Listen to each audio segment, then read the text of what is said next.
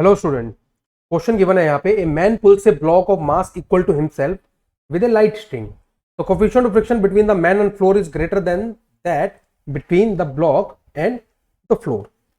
तो चलिए स्टूडेंट इस क्वेश्चन को समझते हैं। सबसे पहले बहुत अच्छा कॉन्सेप्चुअल क्वेश्चन है ये। देखिए कुछ इस तरीके से, पहले तो डायग्राम बनाते हैं। ये सरफेस है जिस पे एक ब्लॉक को रखा गया है जिसका मास m गिवन है, और यहाँ पे एक पर्सन खड़ा है ना, उसका मास भी m है। और वो क्या करता है, पहले तो उसके दोनों हाथ जो हैं पर्सन के एक ही तरफ बनाए जाए। चलिए इस तरीके से, है ना। अब उसके हाथ में एक रोप है और रोप से ये ब्लॉक आपका कनेक्टेड है। तो वो क्या करता है, इसको खींचता है। जब वो खींचेगा इसको, इस ब्लॉक को, तो ब्लॉक पे टेंशन इस तरीके से लगेगी। वो पर्सन पे, क्योंकि पर्सन क्या कर रहा है, रोप को खींच रहा है, तो रोप भी पर्सन को राइट की तरफ खींचेगी। तो पर्सन पे जो टेंशन लगने वाली है वो इस तरीके से लगेगी। ये बात क्लियर है हमें। अब उसके अलावा और क्या गिवन है, मैं मानता हूं यहाँ का कोएफिशिएंट ऑफ फ्रिक्शन μ1 दिया हुआ है और यहाँ का μ2 दिया हुआ है। तो क्वेश्चन में गिवन है कि μ2 इज ग्रेटर देन μ1। ये बात भी हमें क्लियर है। अब 4 ऑप्शन देखने हैं, उसमें से हमें सॉल्व करना है। देखिए बच्चे, बिल्कुल सिंपल सा कॉन्सेप्ट है। जैसे ही एकदम लिमिटिंग कंडीशन आ जाएगी या स्टैटिक की जो मैक्सिमम कंडीशन होती है ना, जिसके बाद रिलेटिव मोशन स्टार्ट हो जाता है सरफेसेस के बीच में, तो वो मैं मानता हूं यहाँ पे जो फ्रिक्शन हो सकता है। देखिए मैं यहाँ पे मान रहा हूं ब्लॉक की मूव होने की टेंडेंसी इस तरफ है, तो फ्रिक्शन पीछे की तरफ लगेगा। और F1 की जो मैक्सिमम वैल्यू आएगी वो कितनी आएगी, μ1 mg आएगी। उसी तरीके से जो आदमी है, जो पर्सन है, यहाँ पे जो मैन है, उसकी टेंडेंसी राइट की तरफ मूव होने की है, तो उस पर जो फ्रिक्शन पीछे की तरफ लगेगा वो F2 लगेगा। और इस F2 की जो मैक्सिमम वैल्यू है वो कितनी होगी, μ2 mg, है ना। यही होनी चाहिए। तो ये तो एकदम बिल्कुल क्लियर है हमें। अब बात करते हैं सबसे पहले ऑप्शन ए की। ठीक है, ऑप्शन ए की हम बात कर रहे हैं। If the block does not move the man also doesn't move. अगर ब्लॉक मूव नहीं करता, ब्लॉक डजंट मूव, ये कब की कंडीशन है, ये तब की कंडीशन है कि t की वैल्यू F1 के बराबर हो। बात क्लियर है।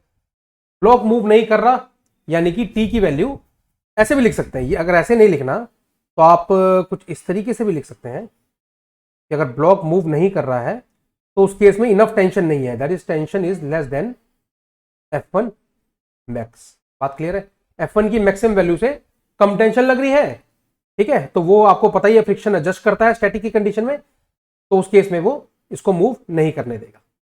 तो अगर ऐसा हो रहा है तो ये बात तो बिल्कुल क्लियर है। अच्छा, एक और कंपैरिजन यहां पे करते हैं। इफ μ2 इज ग्रेटर देन μ1, तो जो मैक्सिमम वैल्यूज इनकी हैं वो भी तो कुछ इस तरीके के रिलेशन में होंगी, तो ऐसे भी समझ सकते हैं आप। तो अगर t की वैल्यू F1 मैक्स से छोटी है, t की वैल्यू F1 मैक्स से छोटी है, तो अल्टीमेटली t की वैल्यू F2 मैक्स से तो छोटी होने ही वाली है। ये बात क्लियर है आपको, ये बात आपको क्लियर है। तो इसका मतलब अगर ब्लॉक नहीं मूव कर रहा तो उस केस में t की वैल्यू F2 मैक्स से भी छोटी है, तो उस केस में क्या होगा, पर्सन, और सॉरी मैं इसको, जब पर्सन थोड़ा लंबा होता लिखने में तो शॉर्ट में लिख लेते हैं जो क्वेश्चन में दिया है हमें, man also does not move. तो पहला ऑप्शन तो ठीक है स्टूडेंट्स, पहले ऑप्शन को मैंने मार्क कर दिया, पहला ऑप्शन एकदम ठीक है। B, if block can move, the block can move even when the man is stationary. ठीक है, मान लेते हैं block can move, block can move, उसकी कंडीशन क्या होगी कि टी आपका इतना हो जाए जो F1 की वैल्यू से बड़ा हो जाए। ठीक है, ब्लॉक कैन मूव मतलब t is greater then F1 max. But इस केस में भी देखो F1 मैक्स और F2 मैक्स में कुछ तो डिफरेंस होगा ना, कुछ तो डिफरेंस होगा ना, कुछ तो सेपरेशन इनके बीच में कुछ तो डिफरेंस होगा ना। तो t की वैल्यू अगर ऐसी कुछ आ जाए कि वो F1 मैक्स से तो बड़ी हो, ठीक है, बट पॉइंट क्या है, F2 मैक्स से छोटी हो, तो उस केस में ब्लॉक तो मूव करेगा but man does not move. बात क्लियर है। तो बी ऑप्शन भी आपका ठीक है। या तो दोनों नहीं मूव कर रहे हैं, अगर आपने बहुत कम टेंशन दिया है, देखो सिंपल सा कॉन्सेप्ट है, टेंशन पर्सन कितनी देगा, जितना वो अप्लाई कर रहा है फोर्स, है ना। अगर आप स्ट्रिंग को धीरे खींचते हो तो आप दोनों ही नहीं मूव करोगे, ए ऑप्शन आएगा। अगर आप थोड़ा सा फोर्स बढ़ाते हो स्ट्रिंग पे तो उस केस में ब्लॉक मूव करने लग जाएगा। किस तरफ? देखो डायग्राम में दिखा रहा हूं, इस तरफ, लेफ्ट की तरफ, बट आप अभी भी रुके हुए हो। ठीक है, अब एक कंडीशन आती है, सी और डी में से कोई एक ऑप्शन होना चाहिए। ठीक है, क्योंकि सी और डी में इन्होंने बोला अगर दोनों मूव करते हैं, अगर दोनों मूव करते हैं, ठीक है, तो उस केस में एक्सेलरेशन कैसे आएंगी उनको मैं इसी डायग्राम में बता रहा हूं। चलिए, मैं मानता हूं ब्लॉक की एक्सेलरेशन कुछ a1 ले लेता हूं और इसकी एक्सेलरेशन को a2 ले लेता हूं। ठीक है, बात क्लियर है? जब मूव करने लग जाएंगे, जब पर्सन और ब्लॉक दोनों मूव करने लग जाएंगे, तो उस केस में कौन सा फ्रिक्शन एप्लीकेबल हो जाएगा? जो मैक्सिमम वैल्यूज है यही होंगी ना, F1 मैक्स और जो F2 मैक्स हम लेके चल रहे हैं, ये एप्लीकेबल हो जाएंगे।